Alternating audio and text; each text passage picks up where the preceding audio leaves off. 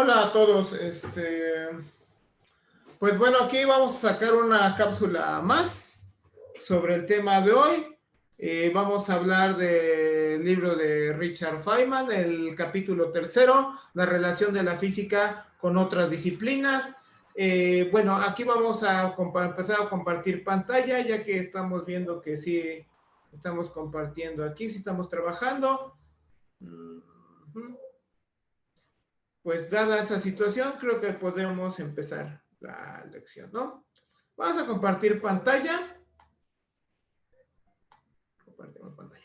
Sale, y aquí está el libro, la relación de la física con otras ciencias, ¿no? Lo primero con lo que comienza Richard Feynman a explicarnos es que aquí la relación de la física con otras ciencias. La ciencia más fundamental es la física. Y ese papel antes era compartido por otras disciplinas. Antes era que se creía que la química, cada una, pero finalmente es la física para él la que es la fundamental, incluso por arriba de las matemáticas. Vladimir Arnold, el matemático, decía que la matemática era una rama de la física y que la física era una ciencia experimental. O sea, para él finalmente todo el mundo, por más etéreo que sea, o sea, por más abstracto que sea la situación que tú tengas que ver con las matemáticas, siempre está fundamentado y siempre tiene algo que ver, por más raro que parezca, con el mundo real, el mundo de la realidad en el que nosotros vivimos. Entonces, eso es lo que nos dice Richard, no, perdón, Vladimir Arnold, ¿no? De hecho, dice Feynman que para la física antes estudiaban una disciplina que se llamaba física, no, pero se llamaba filosofía de la naturaleza y que la física fue la que vino sí, a hacer un lado esa filosofía de la naturaleza y que actualmente lo que estudiamos es la física. Bueno, miren, fíjense, a mí lo que me llama la atención de este capítulo es que este capítulo empieza a hacer las conexiones de todo con todo, ¿no? Ustedes pueden ver en Netflix incluso un documental que se llama Conexiones, en el que hacen conexiones de las cosas más extrañas y así con otras cosas que tienen que ver con las nubes, con algunas cosas, de las selfies que te tomas, por ejemplo, con el desarrollo que pueda tener la industria de los cárnicos, cosas así muy raras, ¿no? Ya finalmente parece uno que lo sacó de señor, del astrónomo, pero realmente no es cosa del astrónomo, de Carl Sagan, es algo que ya se venía desarrollando de antemano. ¿Quién fue el primero que desarrolló este tipo de conectar una ciencia con otra cosa? Pues fue Richard Feynman. Cuando ustedes ven el libro, cuando ustedes están viendo el libro con todo detalle, pues eso es lo que ustedes empiezan a notar, ¿no? Cómo Richard Feynman relaciona una cosa con otra cosa y eso es lo que se me hace a mí interesante, ¿no? De cómo, pero no es, o sea, ese libro es un libro de hace 60 años. El cambio, Carl Sagan, su documental era de los 80s. Actualmente ya sacaron una versión moderna, otro de Gris, creo que se llama el otro astrónomo, que sacó una actualización de Cosmos, ¿no? Pero finalmente esa situación donde hablas de una cosa y luego lo vas conectando con otra y con otra y con otra, es de Richard Feynman, ¿no? El original, ¿no? Y ese capítulo es el capítulo por excelencia, donde empiezas a desarrollar una cosa con otra cosa y así sucesivamente, ¿no? Aquí, miren, vamos a hablar en este capítulo de algunas cosas que no hemos puntualizado. A veces vamos a hablar del concepto de energía, o que vamos a hablar de fusión nuclear, o que vamos a hablar de incluso de gravitación, o de... No importa la idea que tengan por el momento. Más adelante se va a puntualizar, se va a dejar más en claro estos conceptos, ¿no? Por el momento es el propósito de este capítulo es entender las conexiones de la física con otras disciplinas. No es por el momento puntualizar, energía tal cosa, o que me estás hablando de fusión nuclear y que no hemos hablado de lo que es. Sí, ya, eso me queda claro. No hemos hablado de muchas cosas, eso a mí me queda claro, pero lo que no, por el momento no importa. Lo que me interesa es entender las conexiones. Es el propósito de este capítulo. ¿Sale? Ahora, otra cosa que quiero decirles. Les decía, el libro hay que actualizarlo, ¿no? De la misma forma en cómo se actualizó el Cosmos de Carl Sagan y el nuevo de Gris, me parece que se apellida el astrónomo que actualizó Cosmos, que hizo otra actualización de Cosmos. Así es, muchachos, aquí también tenemos que hacer una actualización. Tenemos que hacer una nueva actualización aquí. Y yo voy a presentarles ahorita del libro este de Feynman, porque el libro este de Feynman requiere una actualización. Es un libro que se escribió hace ya casi 60 años, en el 63, y pues requiere una actualización. Entonces vamos a intentar actualizar. Vamos a intentar actualizar, ¿sale? Con algunos videos que estuve encontrando en la web. Pues les digo, después va a quedar más claro porque no es el propósito ahorita puntualizar, ¿no? Ahorita el propósito es, vamos a dejar de compartir. Deja de compartir. Ahorita el propósito es, que quede clara estas conexiones, ¿no? Y a quien le interese profundizar, pues ya les estoy dando. Otra cosa que a mí me gusta más en este momento es que a nivel divulgación, si que es, por ejemplo, para un estudiante de bachillerato, si yo quiero actualizarme a más o menos cómo están las cosas, yo no prefiero ver los libros. Yo antes que cualquier otra cosa, preferiría estudiar como actualización. Preferiría estudiar, preferiría ver documentales más que los libros, ¿no? Me parece que los documentales es más, lo van actualizando con más continuidad que un libro, ¿no? Me parece que eso es lo que actualmente está pasando, ¿no? De ahí la ventaja de los videos actualmente con respecto a la palabra escrita, ¿no? Ahora, si yo soy un astrónomo, una persona ya que se dedica, que está haciendo el doctorado o alguna cosa así que tiene que ver, obviamente no voy a ver documentales. Yo soy quien tiene que dirigir los documentales. Una persona con esas características para actualizarse, pues lo que hace es leer los artículos directamente, los papers. Lees los artículos directamente y es lo que buscas tú para actualizarte, ¿no? Los artículos que va haciendo alguien.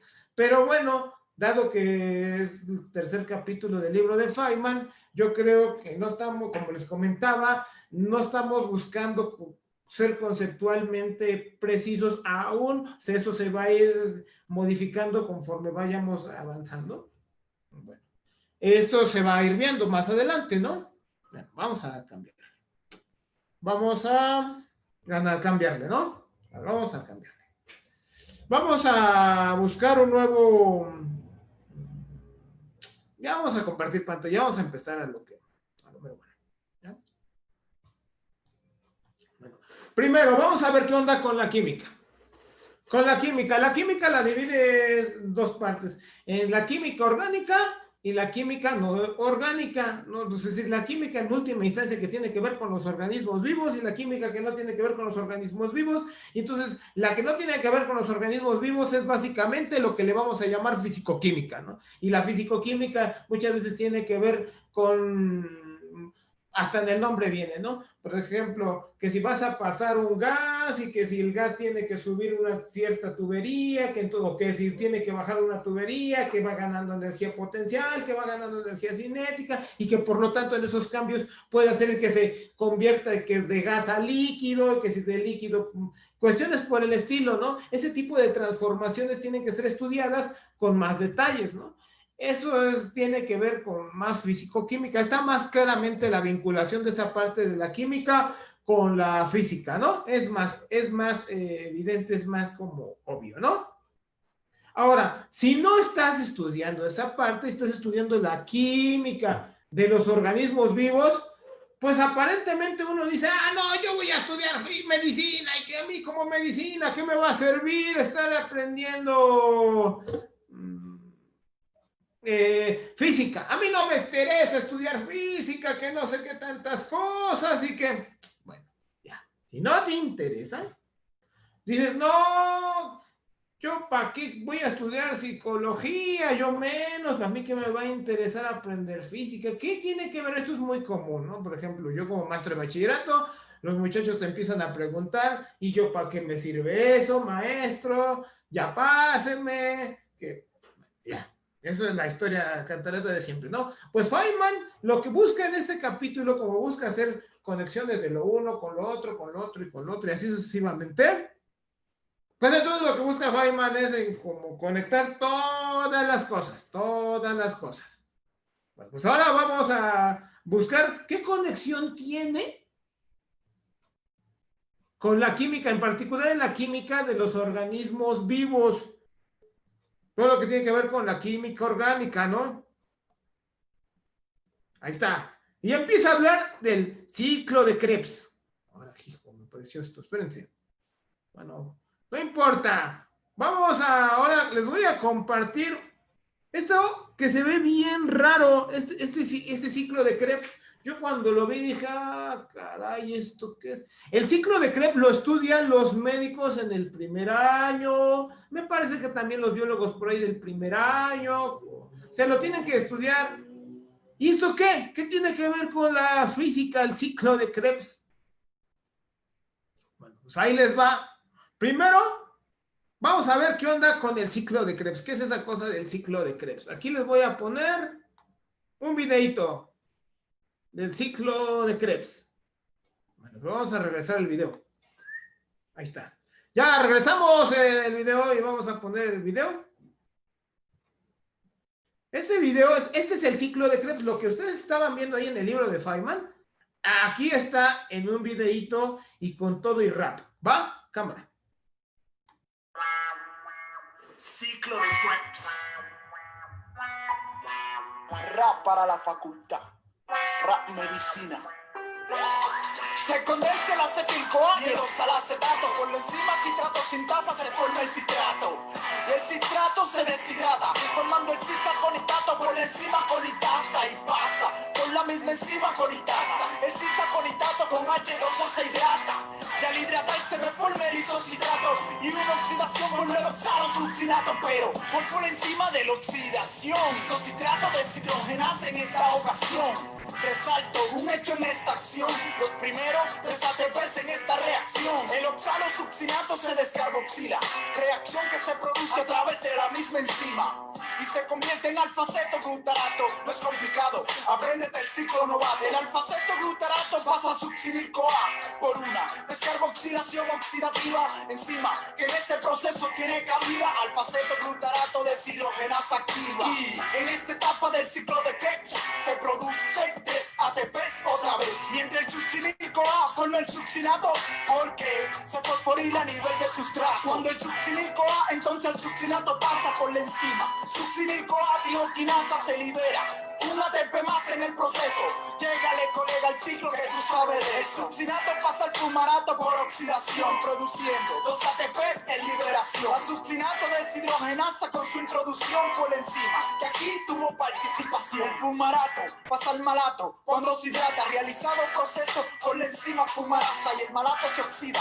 Y de momento pasa, actúa la malato deshidrogenasa. Entonces el malato vuelve al oxalacetato, liberando 3 ATPs en tan solo un rato. Luego sigue el proceso como inició el principio. Llega el acetil-CoA de nuevo y se repite el ciclo. Se condensa el acetil-CoA y el oxalacetato. Por la enzima citrato sintasa se forma el citrato.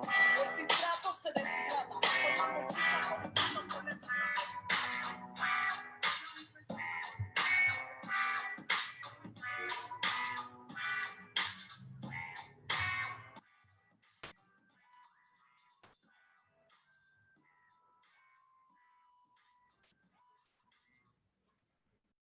Bueno, dejamos de compartir pantalla. Ese que vieron, ese es un videito que explica el ciclo de Krebs. Bueno, y ese ciclo de Krebs es el circulito ese que les enseñaba allí, que se ve súper abstracto, que la verdad sí está súper abstracto. Yo no soy biólogo, pero sí consulté con un biólogo cómo explicarles a ustedes qué onda con el ciclo de Krebs, cuál es el propósito o por qué lo ven tan temprano también los que, y qué tiene que ver con la física el ciclo de Krebs.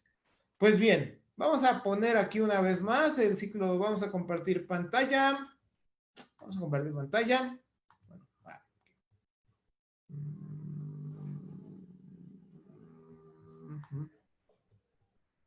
Ya, nos regresamos al libro. Aquí vamos a ver qué tiene que ver con el ciclo de... Ese es el ciclo de Krebs, todo ese rap es esto, ¿no? O mejor dicho esto, porque va así.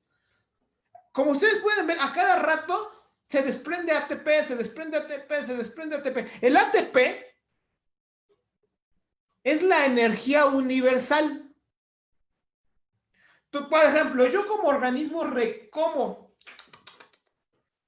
claramente de la comida, obtengo la energía con la cual puedo respirar, con la cual puedo formar ADNs, bueno, un montón de cosas. Yo no soy biólogo, pero ustedes ya podrán tener idea. Necesito energía, pero resulta que necesito un tipo de energía de tal modo que les sirva a cualquier célula, a las células de la sangre, a las células del cerebro, a las ese tipo de energía universal, eso es lo que se conoce con el nombre de ATP. El proceso de este ciclo de Krebs, el propósito es, por llamarle de alguna forma propósito, es la conversión y la obtención de ese tipo de energía universal. Se llama ATP. El ciclo de a cada rato ustedes pueden estar viendo ahí el videito, se desprende ATP, se desprende ATP, se desprende ATP.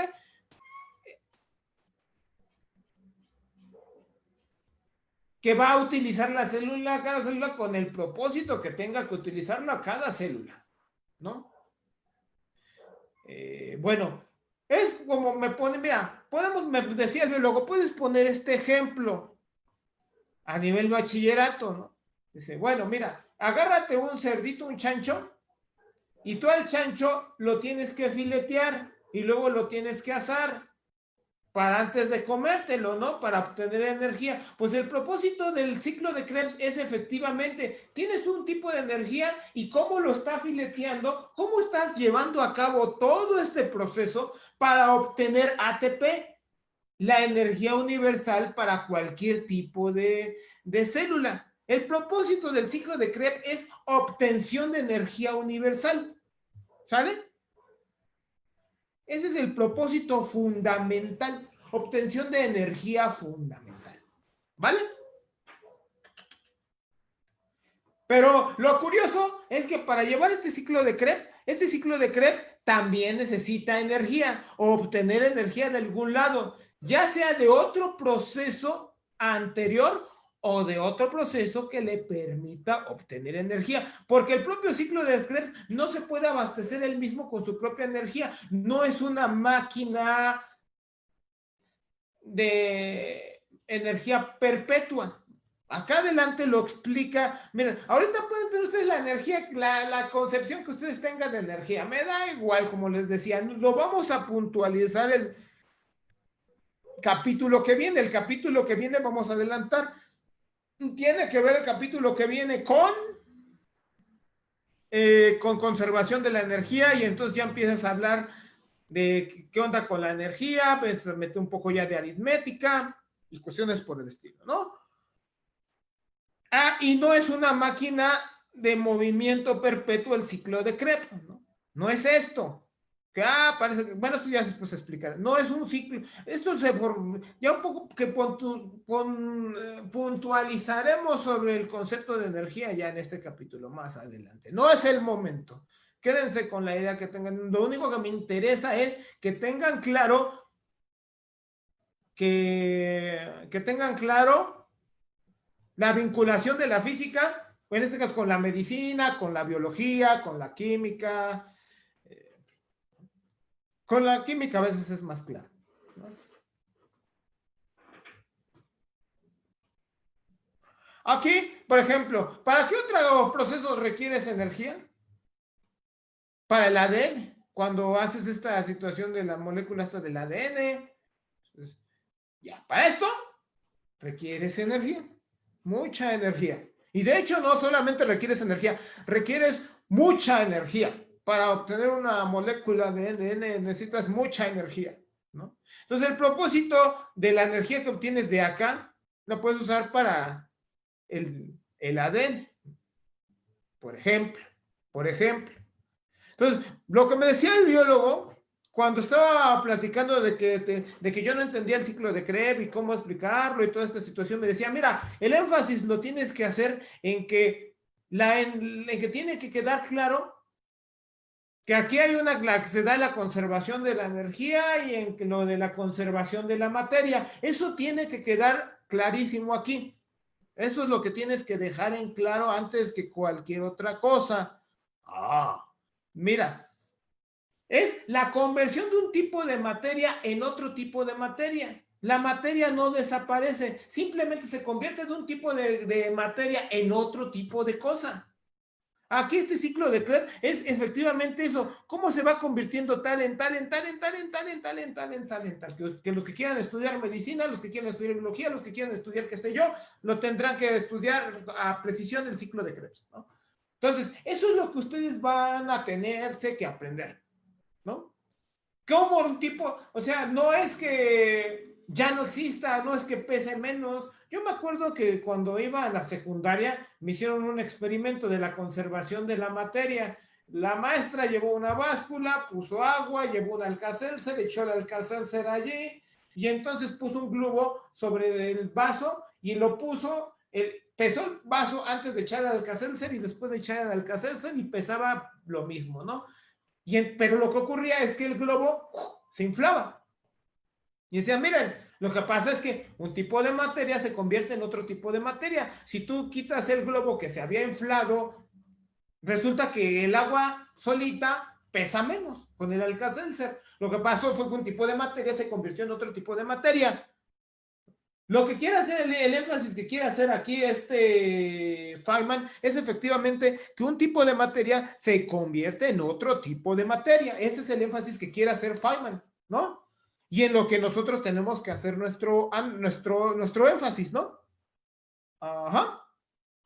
Entonces me decía, mira, por ejemplo, aquí se puede convertir de un tipo, el ATP, que hay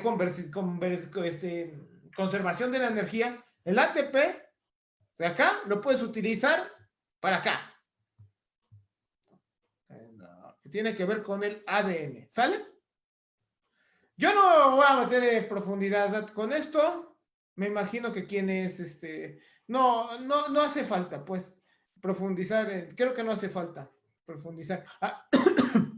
Perdón, además creo que quien lo podría hacer mucho mejor y formalmente es un biólogo, no yo, no yo. ¿Vale? Vamos a hablar nosotros, vamos a profundizar sobre otras ciencias, ¿no?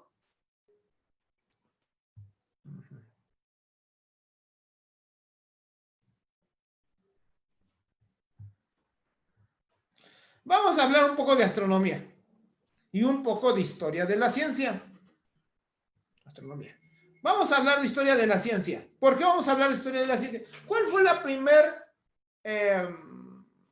ciencia que se formó, por así decirlo? Bueno, siendo formales, quizá sea toda la ingeniería que tiene que ver con la agricultura, ¿no? Y todas esas cuestiones. Quizá lo más básico. Pero realmente lo único que te interesaba era saber sobre suelos, pero si nosotros excluimos todo lo que tiene que ver con suelos, cuando un suelo es más fértil, cuando es menos fértil, cómo hacerle para que un suelo sea más fértil, cuestiones por el estilo, la primera disciplina, la disciplina más antigua fue la astronomía. Porque para saber cuándo cosechar, para saber cuándo sembrar y cuestiones por el estilo, tiene una temporada, un momento cuando se tienen que hacer esas cosas. Entonces, ¿cómo puedes distinguir cuándo hacer esas cosas? Pues mirando los astros, mirando al cielo. Entonces, esa es la razón fundamental de empezar a aprender astronomía. Ver los cielos, y cuando tú veas los cielos, en el momento en el que tú estás viendo los cielos, en ese momento tienes que estar aprendiendo a...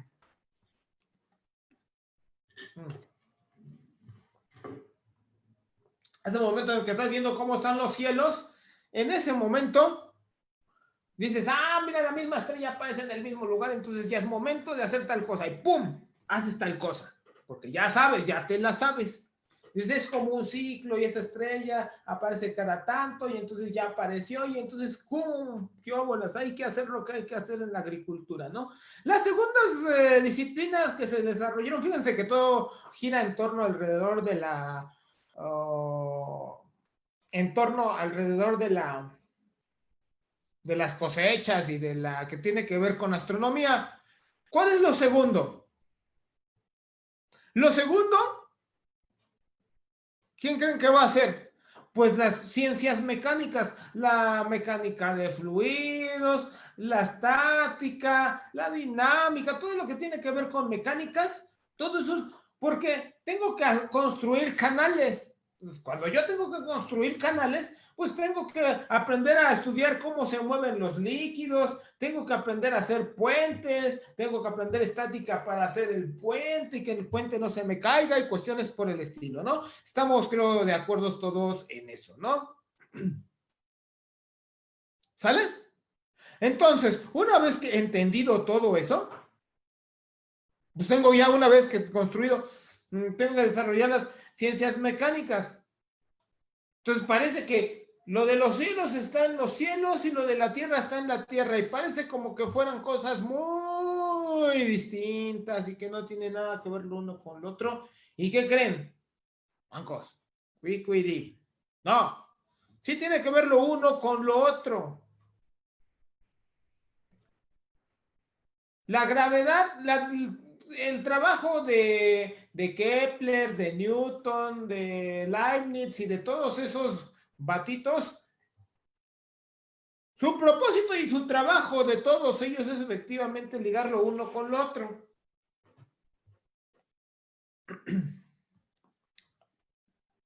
Ay, bueno, fíjense, ahorita vamos a ver, no importa qué concepción tengan de la gravedad, vamos a vernos un poco el capítulo 7, vamos a ver acá en el capítulo 7, donde Feynman empieza a adelantar. Acá. Bueno, yo ya les estoy adelantando, mejor dicho, Feynman, ¿cuál? Yo lo estoy adelantando. Y aquí Feynman empieza a ligar lo que ocurre en la Tierra con lo que ocurre en los cielos, que también lo se termina ligando. Vamos al capítulo 7. Vamos al capítulo 7. En el capítulo 7 empieza a hablar de gravitación.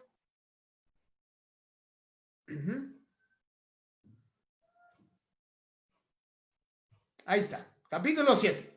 Y empieza a hablar de la gravitación clásica.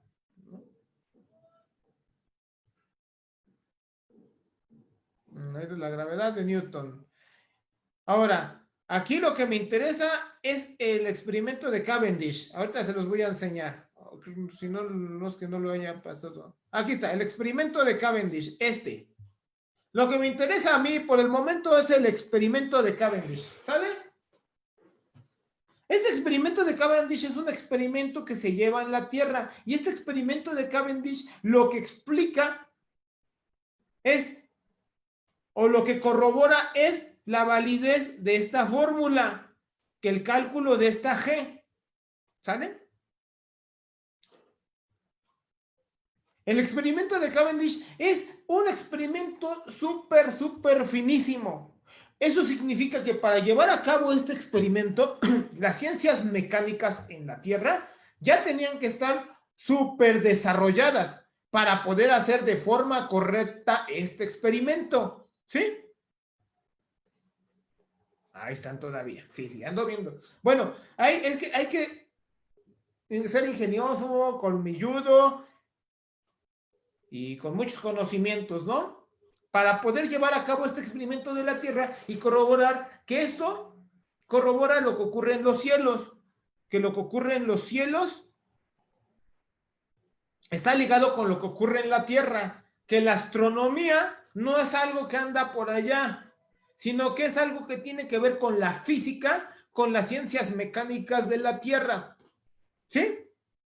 Eso es lo importante. ¿Ok? Ahí les va. Ay, a ver, ahí les va. Ahí les va. Hay un canal de YouTube que se llama así, ahí les va. A mí me gusta ver ese canal. Tiene que ver con política y cosas de esas. A mí me gusta ese canal. Ahí se los recomiendo.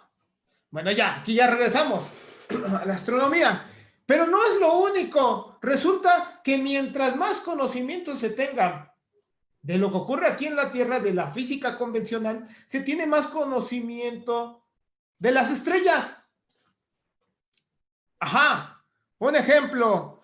Por ejemplo, decía, otro ejemplo, mejor dicho. ¿Cómo es que las estrellas siempre están brillando, no? ¿Cómo es que las estrellas siempre están brillando? Un cuate, el descubridor de este proceso de por qué las estrellas brillan, salió una vez de paseo con su chava y le dijo, ¿qué bolas? Yo soy el único que comprende por qué las estrellas brillan, le dice a su chava, a su reina. Y la otra, ja, ja, ja, se empezó a reír de ese pobre, ese güey que le pasó. Yo pensé que me iba a decir que me iba a conseguir una estrella, que me iba a llevar de paseo a París y todas esas cosas. Pues no. No le dijo eso. Le dijo, yo entiendo cómo es que las estrellas brillan. Y Feynman empieza a hacer una reflexión. Dice, es triste que una persona... porque además el muchacho se le dijo a la muchacha, soy el único que entiende por qué. Soy el único.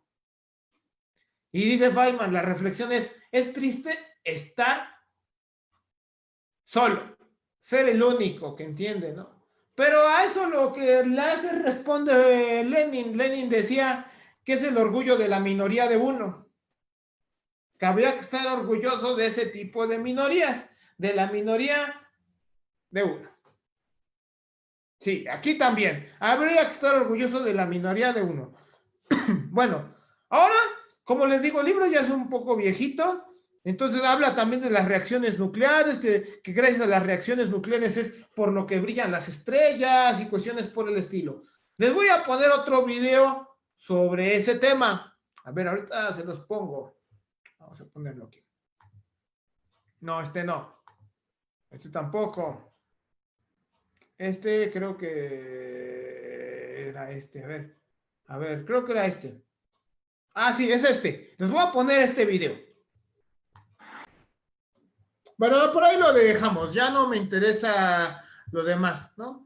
Lo pueden terminar de ver ustedes si les interesa. A mí lo único que me interesaba es que vieran la situación de la fusión nuclear y que gracias a una fusión nuclear es a lo que, bueno, vamos a tapar aquí, es gracias a la fusión nuclear es a lo que se debe el proceso de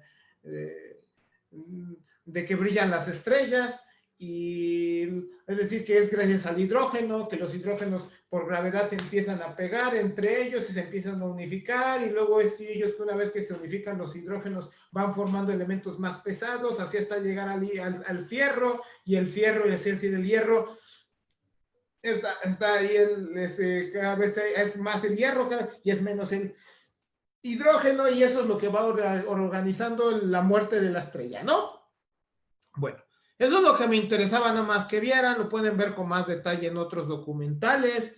El proceso ahora se entiende, pues ya 60 años después se comprende con más detalle. Y como les digo, pueden, si ustedes no son investigadores, no necesitan leer los artículos, ¿verdad? Científicos, los papers. No, ustedes basta con que vean los documentales que van apareciendo aquí, ¿no? Vamos a dejar de compartir pantalla. O bueno, vamos a compartir, pero vamos a cambiar a esto. Vamos al libro. Ya regresamos al libro.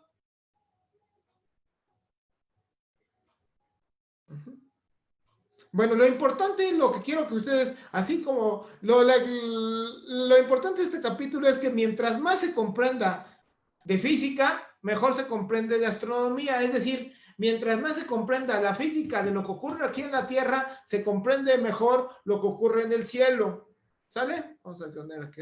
Así como la experiencia, lo importante del otro capítulo era la materia siempre se convierte de un tipo de cosa en otro tipo de cosa y que la materia siempre está en movimiento. Pero incluso esto también es importante aquí. La materia siempre, porque ¿qué es lo que ocurre? Cuando la estrella muere, todos los materiales que sirven para la construcción de la materia allá son los responsables de la construcción de la materia aquí.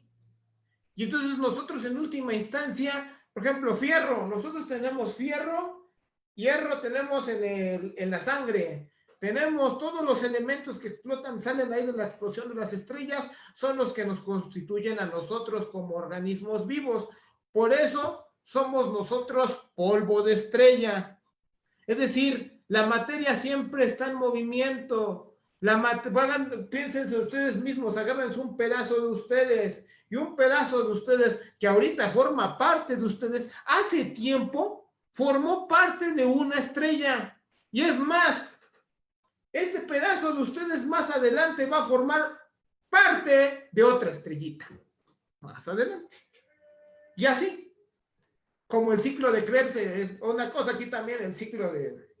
En fin, la materia siempre está en movimiento, nunca se detiene. Creo que es lo más,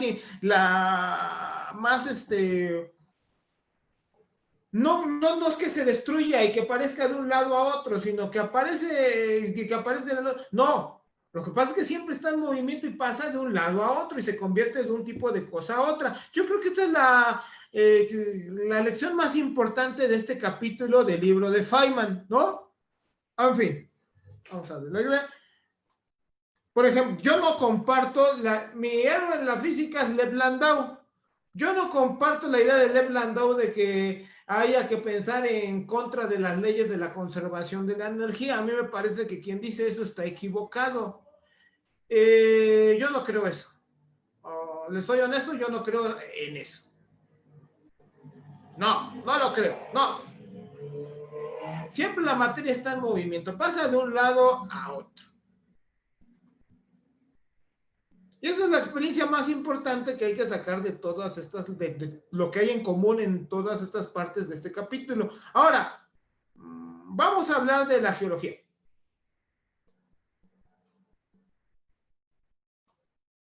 Dice, eso es algo muy importante, por eso me interesaba hacer esta ligación con estos documentales que estoy poniendo, porque dice Feynman que hay cosas que aún no comprendemos en el capítulo, y hay cosas que aún no se entienden bien, ciertas sobre la geología, sobre los terremotos y cuestiones por el estilo. Sí, eso es verdad. Pero ahora se comprende muchísimo más que hace 60 años, o casi 60 años, cuando se escribió este libro. Por eso me interesa ponerles estos documentales un poco como actualización de qué es lo que se comprende y qué es lo que no se comprende. Eso es lo que a mí me interesa que se comprenda en este momento, lo que se entiende y lo que no se entiende. ¿Sale? En fin. Aquí voy a dar un énfasis sobre todo a lo que, porque dicen muchas cosas no se comprenden, vamos a dar un énfasis actualmente a lo que sí se comprende. Sale, vamos a ver. No, este no. Este sí.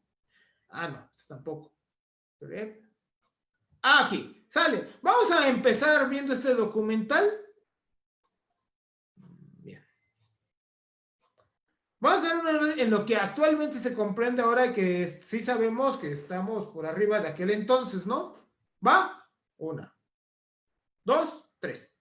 La litosfera, que es sólida y fría, descansa sobre otra capa más caliente y fluida, la atenosfera. Tales de Mileto no estaba tan equivocado, ¿eh? La litosfera no es una única capa sólida, sino que está dividida en placas llamadas tectónicas. Las divisiones entre ellas se llaman límites de placas. Las corrientes de convección de calor dentro de la atenosfera provocan que las placas tectónicas se muevan desde 1 hasta 16 centímetros cada año, unas separándose y otras apretándose. Los límites de capa que se separan se llaman divergentes. Las grietas se rellenan con material que viene desde el manto. También pueden deslizarse de manera paralela. Estas fallas se llaman transformantes. Debido a que hay una fuerte presión y fricción, el movimiento no es suave, sino que se va acumulando energía hasta que ésta se libera de manera repentina. Pero si el borde es convergente, o sea que las placas chocan, una de ellas se hunde debajo de la otra, ocasionando actividad volcánica y megaterremotos de magnitud mayor a 8.1 en la escala Richter.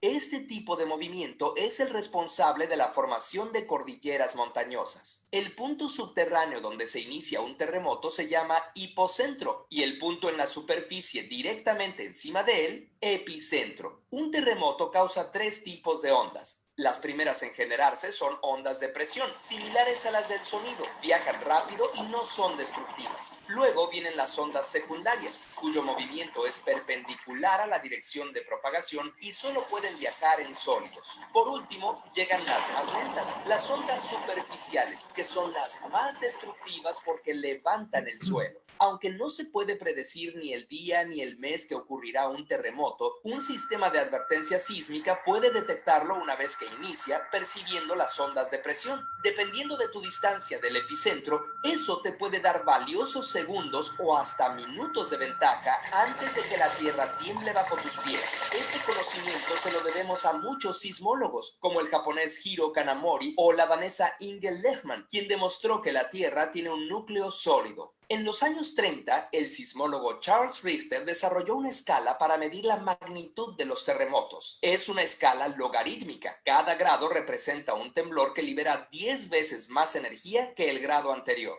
Para los Maymas de Perú, los terremotos eran causados por los pasos de un dios invisible que andaba por la tierra. Bueno, ahí le dejamos, ¿no?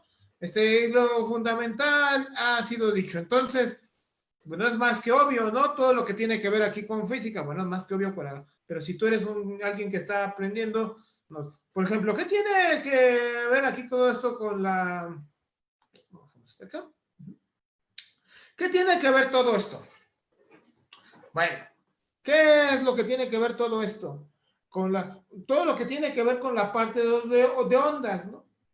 De transporte, la onda es un transporte de energía, no es una onda mecánica, o de hecho es una serie de ondas, una sucesión de ondas mecánicas. Un terremoto es una sucesión de ondas mecánicas y por lo tanto es necesario aprender cómo funcionan las ondas. Entonces, es más que claro en la vinculación con la geología, con la física, ¿no? Entonces tienes que ser muy ducho en física para más o menos entender, bueno, no para mantener a profundidad todo este tipo de cuestiones. Toda la actividad volcánica está vinculada con este proceso también, como se ve en este corto documental. Quería presentarles este documental porque es una actualización de muchas cosas que en la época de Feynman no se entendían. Por eso les presento estos pequeños documentales, ¿no?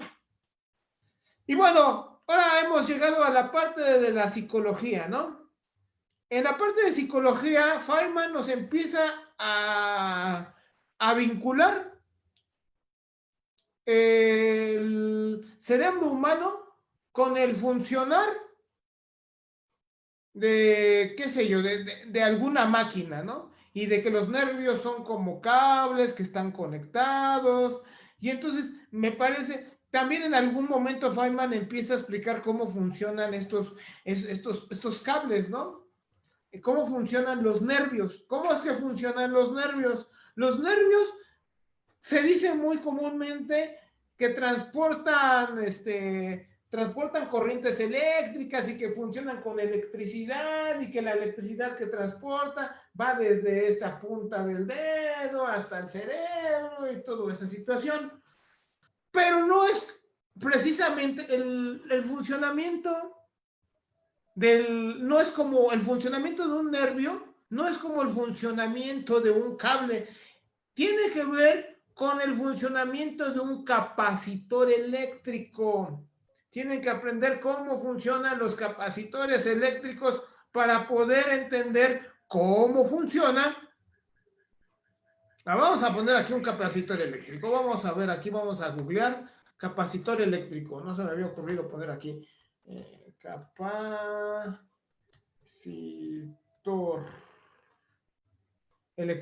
capacitor eléctrico o electrolítico. ¿Sale? Da igual.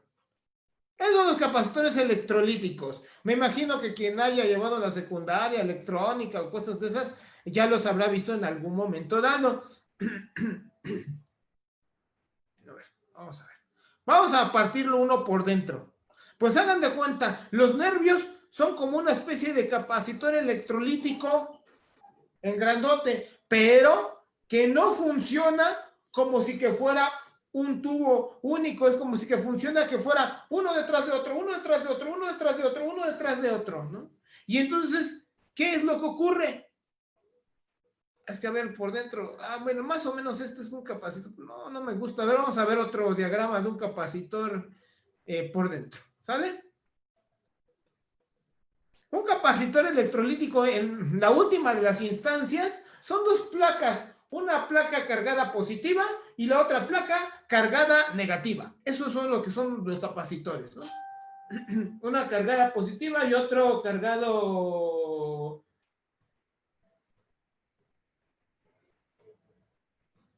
negativo, ¿no?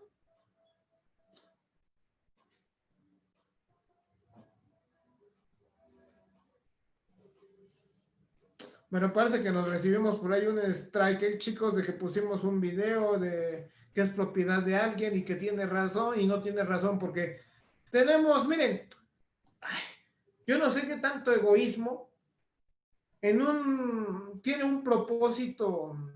Estos videos tienen un propósito no financiero, no con el afán de obtener ganancias, tiene un propósito con el afán de hacer que aprendan, ¿no?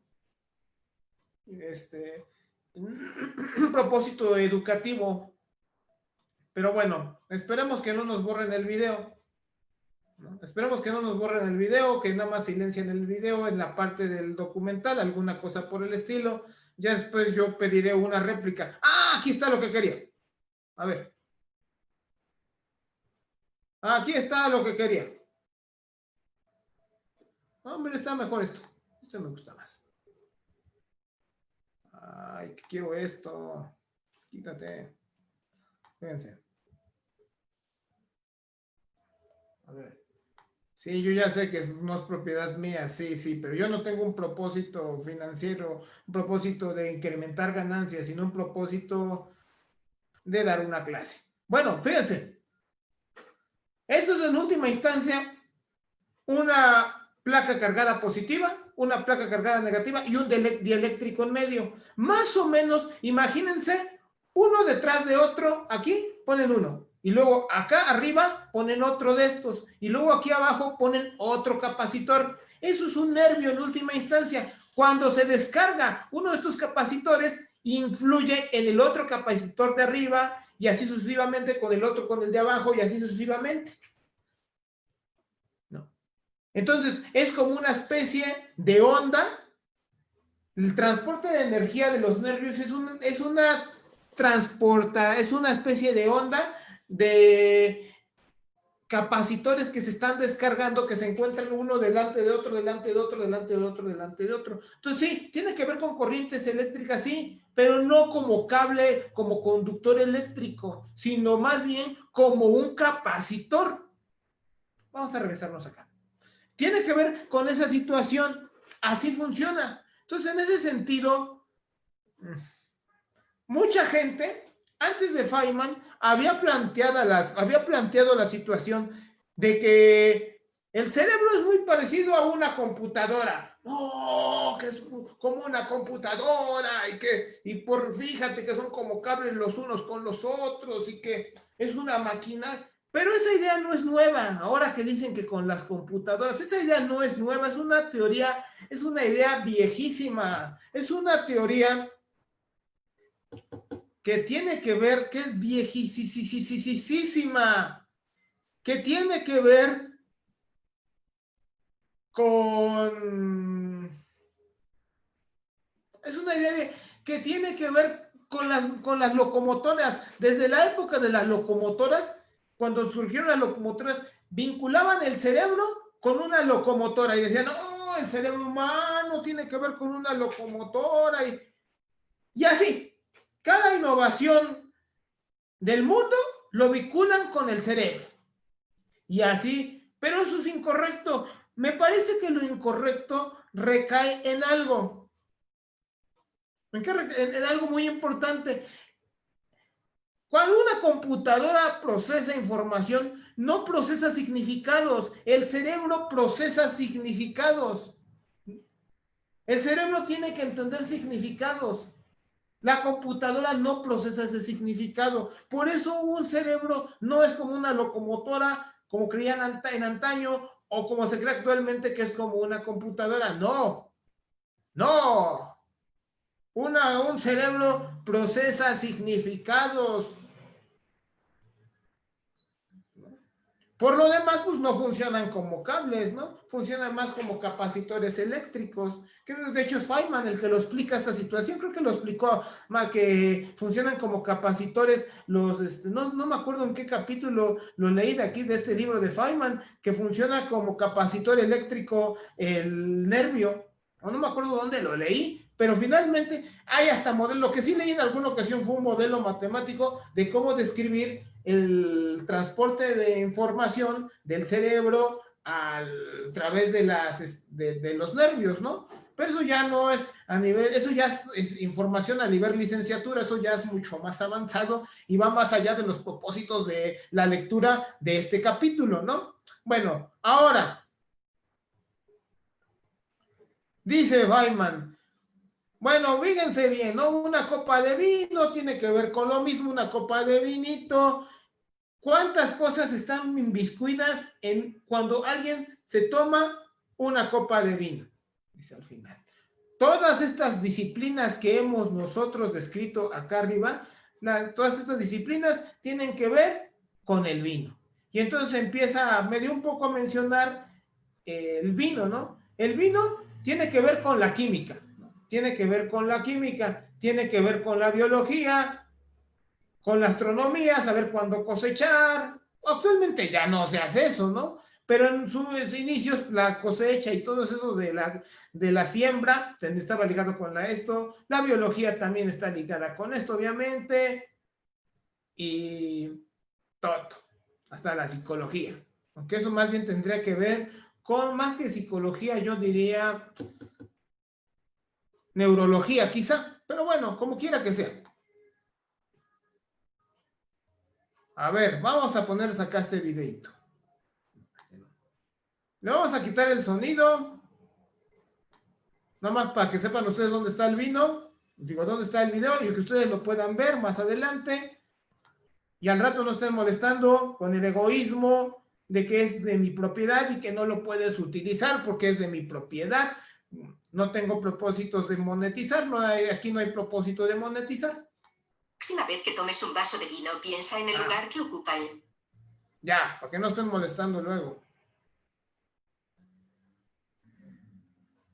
Y ahí empiezan a hablar del proceso de la formación del vino, ¿no? Ya, para que no estén molestando luego con que los derechos de autor tienen propósitos educativos, ¿no? Bueno, pues muchas gracias tengan todos ustedes. Espero que esta tercera cápsula les haya servido, que les sirva. Y esperemos estar en contacto. Vamos a dejar de compartir tan pronto como sea posible. Y pues, muchas gracias tengan todos ustedes.